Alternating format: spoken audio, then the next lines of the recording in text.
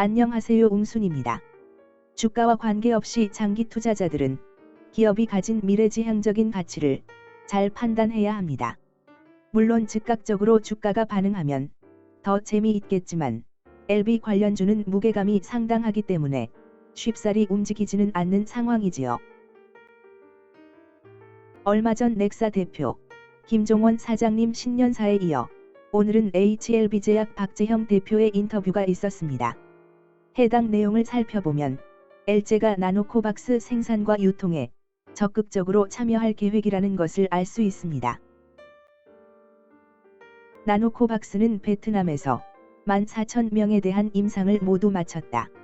임상 3A상에서 투여 14일 기준 96.5%의 항체 생성률을 보이는 등 높은 약효를 입증했고 현재까지 심각한 부작용도 없다고 알려져 조만간 베트남 보건부의 긴급 승인이 날 것으로 기대하고 있다. HLB가 나노젠과 글로벌 판권 이전 본계약을 체결하고 WHO 승인까지 받게 되면 HLB 나노젠과 협력해 HLB 제약이 생산시설 구축 및 유통 방안 등을 다각적으로 검토해갈 것이다. 굉장히 중요한 내용입니다. 생산기지라 할 수 있는 L제 대표가 이와 같은 인터뷰를 했다는 것은 나노코박스가 WHO 승인까지 염두에 두고 있다는 사실을 다시 한번 확인시켜준 것이지요. 대표의 공식적인 발언까지 의심할 이유는 없을 것입니다. 생산시설 구축 및 유통 방안을 검토한다는 것은 HLB 테라퓨틱스와 중첩되는 부분이고 상호 협력이 분명한 사실이기 때문에 이는 결국 넥사와도 연관이 있는 것입니다. 결국 그룹주 전체는 서로 유기적으로 연결되어 있다고 봐야 합니다. 더불어 LB와 L제가 인수한 카티 치료제 기업 베리스모에 대한 중요 호재도 포착되었습니다. 카티 치료제 킴리어에 대해서는 HLB 주주들이라면 익히 들어 알고 있는 내용일 것입니다. 하지만 워낙 치료 비용이 비싸 과연 실효성이 있느냐를 두고 의견이 분분했는데 이러한 걱정을 불식시킬 만한 좋은 소식이 보도되었습니다. 국가인권위원회는 12일 생명과 직결된 신약이 건강보험에 신속하게 등재될 수 있는 제도를 마련할 필요가 있다는 의견을 보건복지부 장관에게 표명했다.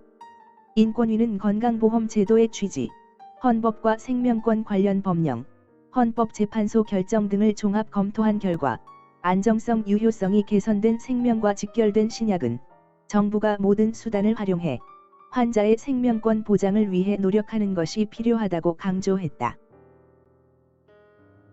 그러면서 식약처 허가 후 신약이 시판되는 즉시 해당 환자가 건강보험이 적용되는 임시적인 약값으로 우선 치료받을 수 있게 하고 이후 제약사와 건보공단이 최종 약값을 확정해 차액을 정산하게 하는 제도의 도입을 제안했다.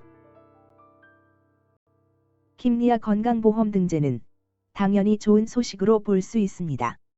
해당 기사는 소아백혈병을 대상으로 하였지만 첫 등재가 어렵지 등재되고 나면 순차적으로 범위를 확대 적용해 나갈 것입니다. 인권위에서 제대로 된 제안을 하였습니다. 인간 존엄성을 생각하면 생명과 직결된 신약이 제도에 가로막혀 쓰이지 못하는 일은 발생하지 말아야 할 것입니다.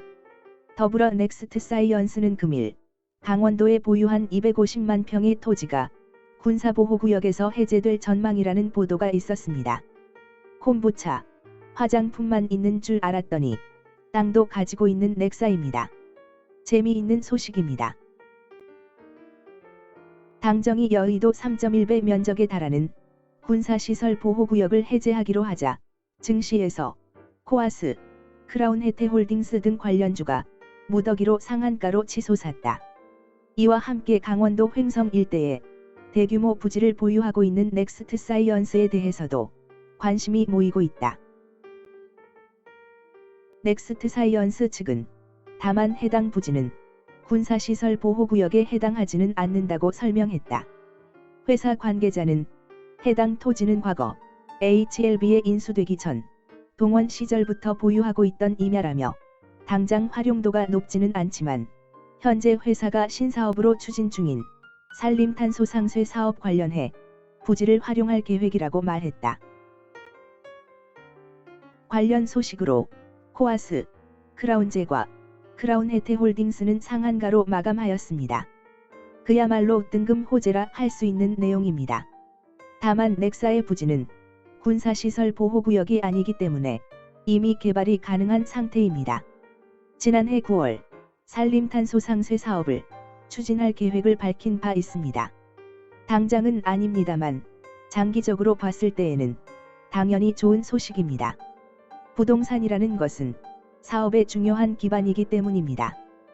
땅부자 넥사라는 기업 이미지가 이번 이슈로 인해 부각되어 긍정적인 상황이라 할 수 있겠습니다.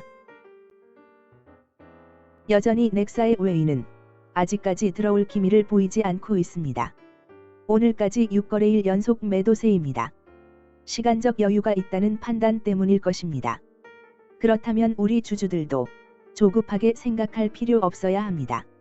주말에 별다른 소식이 없으면 또 어떻습니까? 주식을 잠시 잊고 소홀했던 가정과 친지들에게 충실하며 휴일을 보내면 될 것입니다. 세력이 매집을 통해 주가 관리를 해주고 있기에 외인만 돌아오면 추가 기대감이 실릴 것이라 봅니다.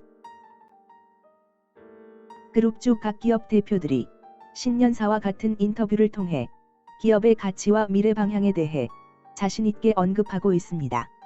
주가가 아쉬운 부분은 분명 있습니다만 많이 눌린 용수철일수록 더욱 높이 튀기 마련입니다. 억지로 누르는 이유가 해소되면 제2, 제3의 도약이 나올 수 있기 때문에 조금 멀리 보고 느긋한 자세로 대응하는 게 바람직할 것입니다.